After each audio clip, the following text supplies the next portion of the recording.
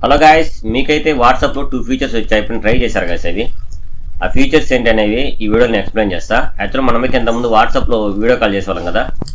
గ్రూప్లో video call చేసినప్పుడు groups అందరికి వెళ్ళేది. ఇప్పుడు అలా కాకుండా మనం సెలెక్ట్ మెంబర్ చేసుకుంటే వాళ్ళ మాత్రం గ్రూప్ కాల్ వెళ్తుంది. అలానే ఇంకోటి ఏంటంటే మనం గ్రూప్లో కూడా మాట్లాడుకోవచ్చు వాయిస్ మెసేజ్ కింద. దాంట్లో కూడా గ్రూప్ కాకుండా మనం మెంబర్ సెలెక్ట్ చేస్తే వాయిస్ అనేది మాట్లాడవచ్చు. సో దానికి సంబంధించిన వీడియోని అయితే దీనిలో మీకు చూపిస్తాను నేను, అది ఎలా చేయాలనేది. వీడియో అనేది చివరకు చూడండి, మీరు ఒకసారి ట్రై చేయండి, చాలా బాగుంటుంది. ఓకే ఫ్రెండ్స్, ఇప్పుడు మన వీడియోలోకి అయితే వెళ్దాం.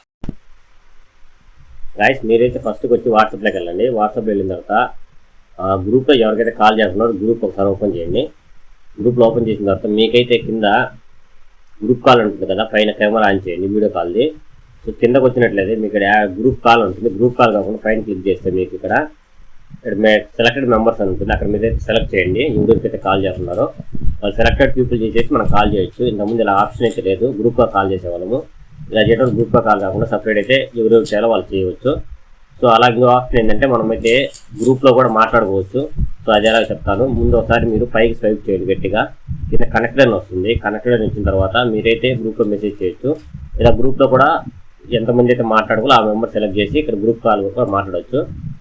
సో ఈ యాప్స్ అయితే 2 వచ్చాయి, మీరు ఒకసారి ట్రై చేయండి, చాలా బాగుంది ఇది. ఈ యాప్స్ అనేది వాట్సాప్లో కొత్తగా వచ్చిన ఫీచర్ అనమాట. ఓకే ఫ్రెండ్స్, ఒకసారి ట్రై చేయండి మీరు కూడా. Okay friends, thank you.